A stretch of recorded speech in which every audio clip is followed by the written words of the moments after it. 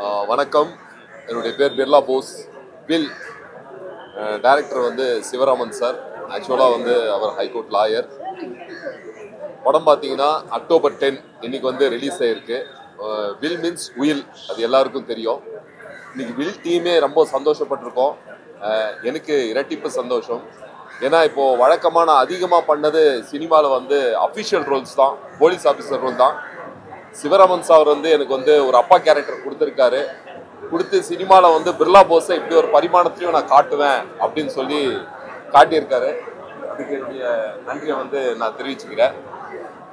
ரெண்டாவது, நான் கேபி சார்கிட்ட வந்து ஒர்க் பண்ணியிருக்கேன். ஆக்சுவலாக ஒரு ஃபஸ்ட்டு சீன் ஹேண்டில் பண்ணும்போது ஒரு சிபிஐ ஆஃபீஸர் வந்து என்கிட்ட வந்து இன்ட்ரகேஷன் பண்ணுவார்.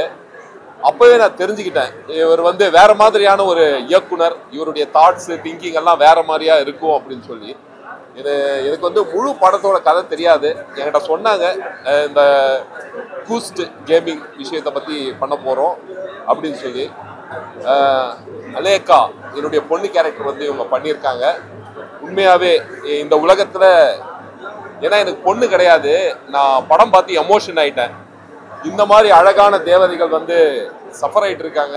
ஆண்டவன் அந்த மாதிரி தேவதைகள் வந்து குடும்பத்துக்காக சஃபர் ஆகாமல் இருக்கணும்னு சொல்லி நான் வந்து ப்ரே பண்ணிக்கிறேன்.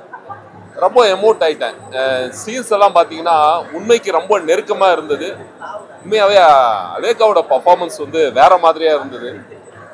ஆக்சுவலாக அவங்களுக்கு டப் பண்ணவங்க வந்து வேற லெவலில் டப் பண்ணியிருக்காங்க. அந்த டப்பிங் ஆர்டிஸ்ட்டு என்னுடைய நன்றியை வந்து இதன் மூலம் தெரிவிச்சுக்கிறேன்.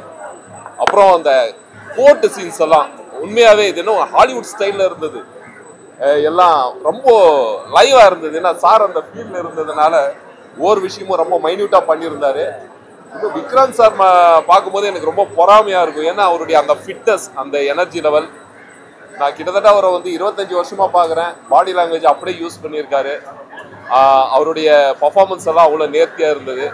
அப்புறம் வந்து பிகினிங்லேருந்தே மியூசிக் டைரக்டரோட அந்த மியூசிக் வந்து ரொம்ப நல்லா இருந்தது. சுப்பு சார் வாழ்த்துக்கள். அப்புறம் கேமரா பிரசன்னா சாரோட அந்த ஒர்க்கு, அப்புறம் நம்ம தினேஷோட எடிட்டிங் ஒர்க்கு, ஆர்டிஸ்ட் நிறைய பேர் சொல்லிட்டே போகலாம். வேணு சார்லாம் வாழ்ந்திருக்காருன்னு தான் சொல்லணும். மோகன் குமார் சார், வேணு சார்லாம். ஆக்சுவலாக சிவராமன் சார் ஒரு டைரக்டராக எனக்கு ரொம்ப பிடிச்சிருக்கு. இது வந்து ஸ்க்ரீனில் ரொம்ப என்ஜாய் பண்ணி பார்த்தேன். ஒர்த் வாட்ச், ஒவ்வொருத்தரும் பார்க்க வேண்டிய படம். தேட்டரில் போய் பாருங்கள். நன்றி, வணக்கம். வணக்கம். பாடலாசிரியர் கலைக்குமார். ஆக்சுவலி இந்த படத்தில் வந்து மூணு சாங்கு நான் தான் எழுதியிருக்கேன். பாட்டு பார்த்தீங்கன்னா ஒவ்வொரு பாட்டும் ஒவ்வொரு பேட்டர்னில் இருக்கும். நேசிக்குதே அந்த பாட்டு வந்து மெலடி.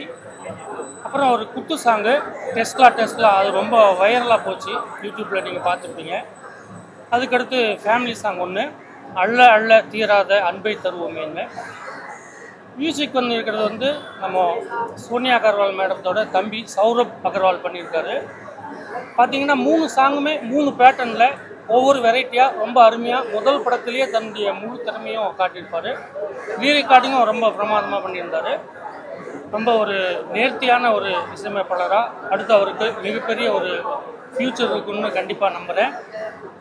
அடுத்து பார்த்தீங்கன்னா படத்தில் நடிச்சிருக்கிற அத்தனை ஆர்டிஸ்டும் சரி, போஸ் சார்லேருந்து அவர் பாய்ஸ்ராஜன் சார்லேருந்து விக்ராந்த் சார் சொல்ல வேண்டாம், பிரமாதமாக இப்போ சார் சொன்ன மாதிரி ரொம்ப பிரமாதமாக நடிச்சிருக்காரு.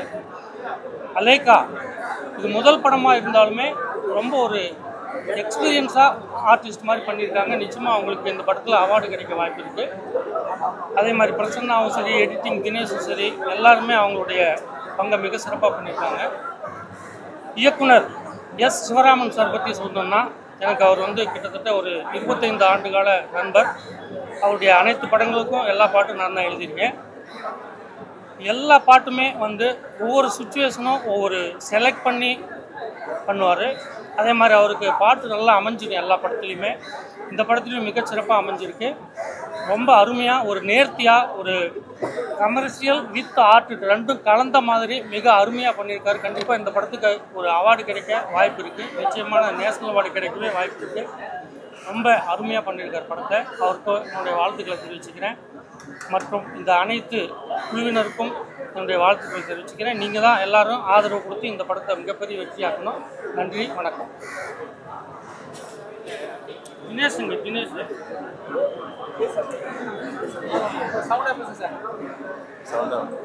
எனக்கு எல்லோருக்கும் வணக்கம்.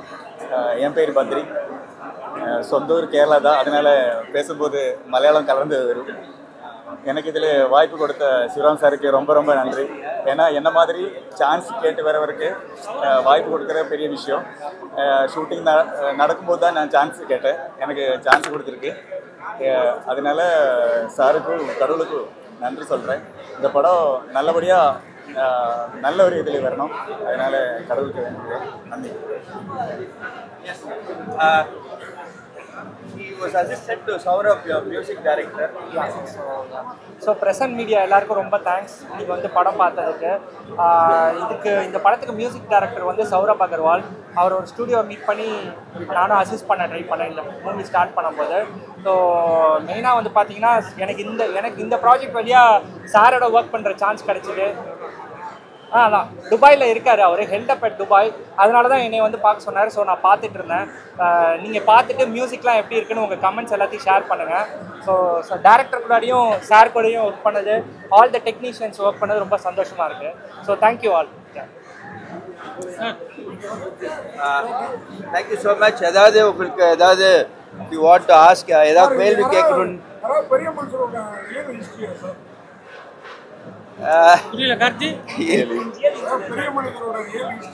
இருக்கலாம். ஏன்னா நான் வந்து நான் ஹைகோர்ட்ல ப்ராக்டிஸ் பண்றேன். ஸோ இந்த மாதிரி ஒரு கேஸ் ஒன்று லைட்டாக பார்த்தேன். ஸோ அதனால அந்த ஒரு தாட் இருக்கு. பட் யாருன்னுலாம் சொல்ல முடியும். அந்த பெரிய நபர் அவருக்கு தெரிந்த நபர். ஆனா டைரக்டர் சார் நீங்களே வந்து அந்த ரெட்டி கேரக்டர் லுக்ல தான் இருக்கீங்க. கேப்பீங்கன்னு தான் தெரிந்த நபர் சொன்னேன்.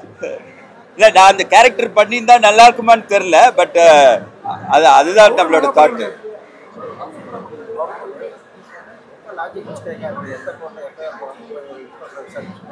என்னங்க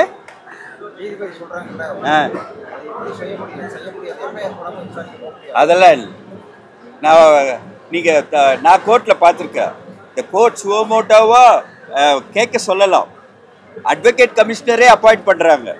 ஒரு அட்வொகேட் அட்வொகேட்டா இல்லை ஐ ஹேவ் சீன், இன்வெஸ்டிகேட் பண்ணுங்க அப்படின்னு சொல்லுங்க.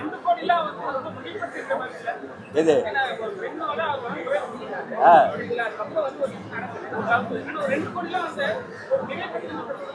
இல்ல, அது எதனாலன்னா அவருக்கு அந்த வீடு விற்க கூடாதுன்னு நினைச்சிருக்காரு.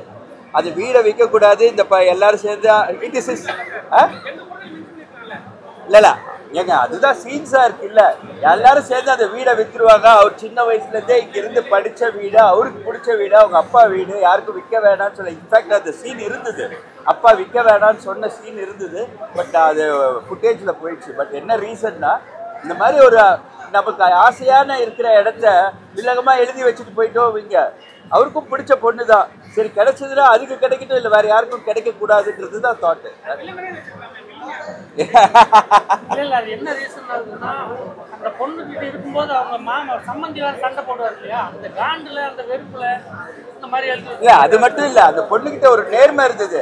வாங்குற பணத்தை யாராவது திருப்பி கொண்டாந்து கொடுப்பாங்களா, அந்த பணத்தை கொண்டாந்து கொடுக்குது. அதனால அந்த நேர்மையை அவருக்கு பிடிச்சிருக்கு. எல்லாருமே அவரை சுத்தி இருக்கிறவங்க எல்லாம் பணம் தான் வேணும்ன்றாங்க. பட் வேற இந்த பொண்ணு மட்டும் பணம் வேணான்னு திருப்பி கொண்டாந்து கொடுத்துச்சு. ஈவன் ஆஃப்டர் ஒரு சஃபரிங் இருந்தா கூட, அவளுக்கு பிடிக்காத விஷயம் நடந்தா கூட அந்த படத்தை திருப்பி கொடுத்தா. அதனால இவன் மேல ஒரு இம்ப்ரெஷன்.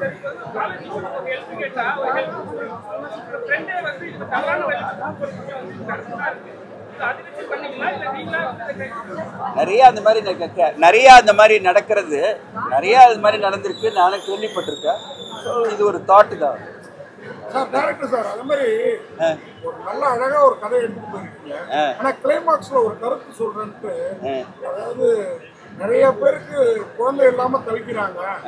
ஆனா வந்து இப்படி முறை இல்லாம பிறக்கிற குழந்தைகளை கலைக்காதீங்கன்னு சொல்ல வரீங்களா? இல்லை, அப்படின்னு நான் சொல்ல வரல. அதுக்கு தான் சொல்கிறேன் கேளுங்க. இது நம்ம இந்தியா வந்து 140 கோடி மக்கள் இருக்கிறாங்க. ஆனால் இன்னைக்கு பார்த்தீங்கன்னா மெட்ராஸ்லேயே ஃபெர்டிலிட்டி சென்டர் தான் ஜாஸ்தியாக இருக்குது, குழந்தையின்மை அப்படின்றது. ஸோ இது வந்து இட் இஸ் இன்சைட் மெசேஜ் என்ன தெரியுங்களா, இந்த சின்ன பசங்கள்லாம் சின்ன பொண்ணுங்கள்லாம் இந்த இதில் எல்லா ஃபுட்டெல்லாம் சாப்பிட்றதுனால அவங்க வந்து தே பிகம் ஃபெர்டிலிட்டியே கிடைக்க மாட்டேங்குது. புரிஞ்சுதுங்களா? இதில் நிறைய மெசேஜ் எடுத்துக்கிறதுனா எடுத்துக்கலாம். புரிஞ்சுதுங்களா? இது இன்னொரு மேட்டர். அதை நீங்கள் இப்படி தப்பாக எடுத்துக்க நல்லபடியாக எடுத்துக்கிறதா இருந்ததுன்னா இந்த மாதிரி ஜங்க் ஃபுட்டு சாப்பிட்றதுனால எல்லாருக்குமே வந்து ஃபெர்டிலிட்டி இல்லை, நிறைய பேருக்கு குழந்தையின்மை இல்லை. அந்த குழந்தையின்மை இல்லைன்றது அந்த டாக்டர் சொல்லுவாங்க தெரியுமா, நான் ஒரு கைனகாலஜிஸ்ட்டு ஆனால் எனக்கே குழந்தை இல்லைன்றது, அதுதான் இதோட சப்ஜெக்ட். புரிஞ்சுதுங்களா?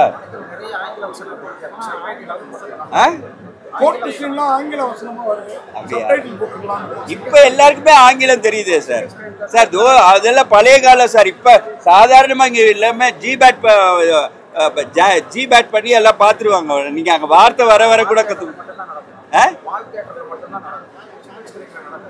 இல்ல இல்லைங்க, அப்படிலாம் சொல்லாதீங்க. எனக்கு தெரிஞ்ச வரைக்கும் ஈரோடோ இல்லை எந்த ஊர்லேயுமே எல்லா ஊர்லேயுமே எல்லா பசங்களும் படிச்சுட்டாங்க. இப்போ நிறைய பேர் இப்போ எங்கள் வீட்டிலலாம் சர்வன்ட் மேட்ஸ்ன்னு யாரும் சொல்கிறதில்ல, ஹோம் மேக்கர் அப்படின்றாங்க.